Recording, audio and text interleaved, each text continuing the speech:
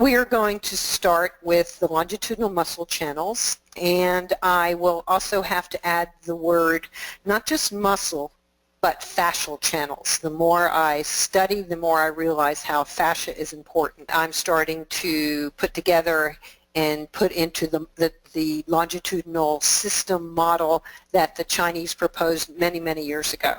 But before we even get there, what I would like to do is I would like to start to talk about lameness and some of the ideas that I have when I see animals with different type of lameness and modalities. And I've got a lot of radiographs on here, and we've got video. So let's talk about lameness for a little while. I see so many lameness that come into my practice that haven't been diagnosed, or they've been diagnosed as osteoarthritis, or they supposedly have an anterior cruciate, and really nobody has taken the time to do very, very good physical exams on these animals, or even radiographs, to be able to see what is going on. And I think one of my big things that I find, and you'll see in these videos that we're outside, is I never feel like I can diagnose, unless I have a fracture, of course, or something with a foot up, that I can diagnose a lameness in an exam room. I guess I come from a background where I rode competitive hunter jumpers as a young person. Always thought I would be an equine practitioner.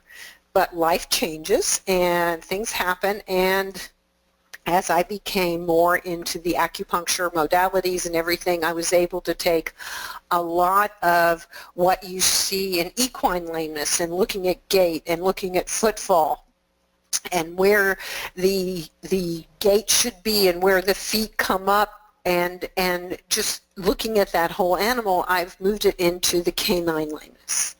And I know here in the United States that there is very, very little information on the correct gait of a dog or any of the types of lamenesses that we see besides orthopedics. Of course, in the U.S. now is the rage, of course, golden doodles. I'm like, really?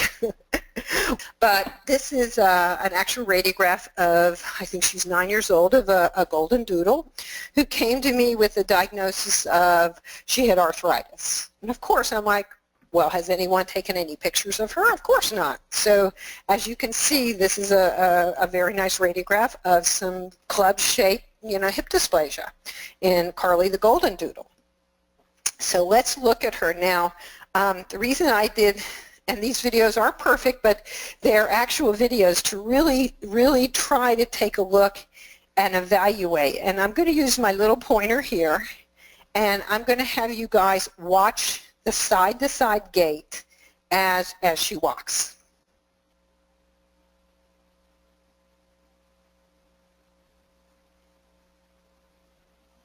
So watch right in here.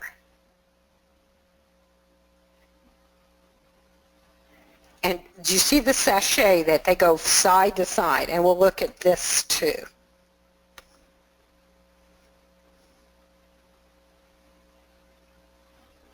The other thing I noticed right away with her is how close her rear legs are together here, and how she likes to go back and forth. The other thing I noticed right away when I was working with her is that for this big dog, she did not have much musculature in the rear end. As big as her forequarter should be, she should be much bigger. But you can get it up there. You'll see this sachet type of thing that goes back and forth with us. I just had this dog in, Angel, on, I think it was Saturday, so it was a good picture for me to get. So they came in because of this. Do you see how her carpusses are parallel to the ground? She's actually walking on her carpusses. And this has been going on a little while, so she came in because her carpusses. But actually, a couple of her problems were that she had ITP, the idiopathic thrombocytopenia, and had been on prednisone for over a year. Now she's off, and she seems to be in remission with this, but anytime I see any of this in these old dogs, especially that they've been on a long dose of prednisone, even because they've had to be, I mean, it saved her life, then I start to have all sorts of problems with the rest of their body, because the steroids seem to really make the body looser. It really affects the sinews, and it really affects the ligaments quite badly. And when that happens, it makes everything else worse that already is going on. So this dog had some very bad luxating patellas. Both hind limbs, we had luxating patellas. So because of these luxating patellas and the fact that she did not have much muscle mass. Now looking at this, you think, oh, she has muscle mass. This is a fat pad.